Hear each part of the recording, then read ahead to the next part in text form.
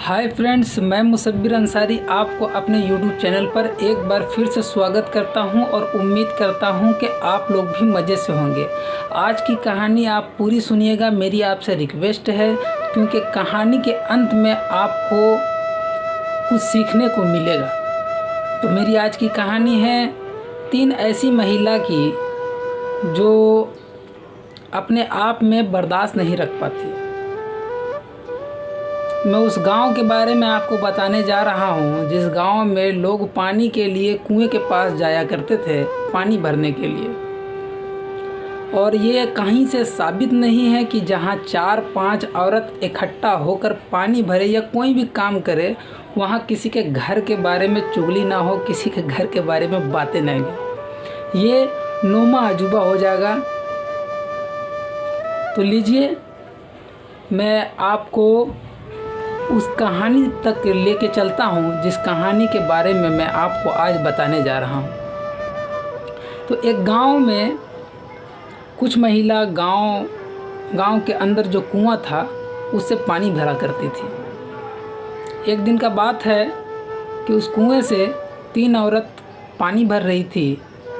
अचानक एक औरत ने पूछा कि बहन, क्या मैं आपसे एक सवाल कर सकती हूँ कि आपके घर में आज क्या बना है? तो दूसरी औरत ने खुशी खुशी जवाब दिया कि मेरे घर में तो आज सिर्फ चावल ही बना है। फिर दूसरे से पूछा गया तो दूसरे ने खुश होकर कहा कि मैं 1 महीने पहले एक डेग चढ़ाई थी खीर की, जो मैं अब तक खा रही हूँ। ये बात वहाँ पर मौजूद जो महिला थी उनको ये बात हजम नहीं हुई, पची नहीं। उसने कहा कि 1 महीने पहले तुमने खीर बनाई थी और अभी तक वही खीर खा रही हो? बोला हाँ, ऐसा ही है। बहरहाल सभी ने पानी भरा और अपने अपने घर चली गई। लेकिन जो औरत ये सवाल की थी उसके मन में कुछ न कुछ चल ही रहा था। तो उसने सोचा क्यों ना मैं भी एक डेग खीर बनाऊं और पूरे महीना में इसी खीर को खाऊंगा। तो उसने ऐसा ही किया। एक बड़ा सा डेग लाया, उसमें खीर बनाई और खीर बनाने के बाद जो चूल्हे घर, बावर्ची घर में जो स्टोर रूम होता है उसमें ले जाके रख दी। अब रख तो दी, लेकिन एक दिन खाई, दूसरे दिन फिर खाई, तीसरे दिन से उस खीर में से बदबू आना चालू हो गया। बदबू चालू होना तो ये अच्छी अलामत नहीं थी।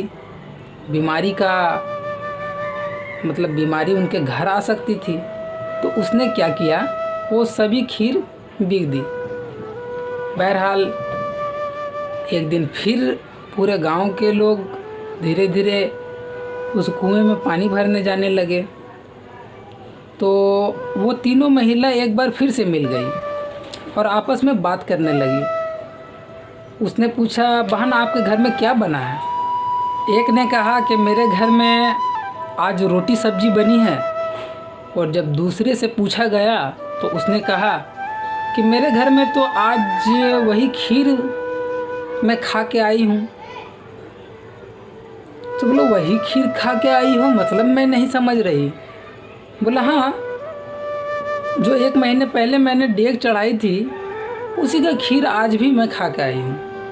अब ये बात सुनना था कि जो महिला का खीर बर्बाद हुआ उसने क्वेश्चन कर दिया तुरंत कि ऐसा कैसे हो सकता है? मैंने भी तो एक डेग खीर बनाई थी 1 महीना के लिए, लेकिन मैं कहाँ खा पाई?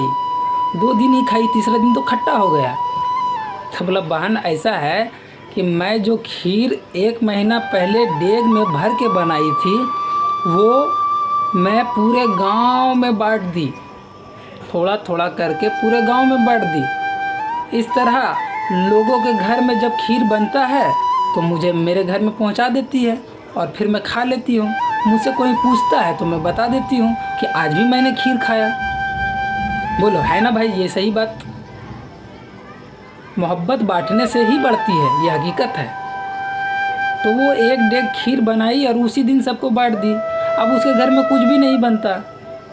अब जिसके घर में खीर बनता है वो उनके घर में पहुंचा देती है और वो बैठ के खा लेती है। लोग उससे पूछते हैं तो वो कहती है कि मेरे घर में खीर बना है, मैं खीर खाई हूँ। तो बोलो अच्छा ऐसा है। अब तो लगा कि वो बेहोश हो जाएगी ऐसा। तो मेरे दोस्तों, किसी के लिए भी आप अपने दिल में बुग़्ज़ कीना ना रखें, नफ़रत ना पैदा करें, बल्कि मोहब्बत बांटना चालू करें, एक दूसरे से मोहब्बत रखना स्टार्ट करें। Thank for watching. अगर मेरा ये वीडियो आपको पसंद आए तो लाइक, कमेंट और सब्सक्राइब जरूर कीजिए।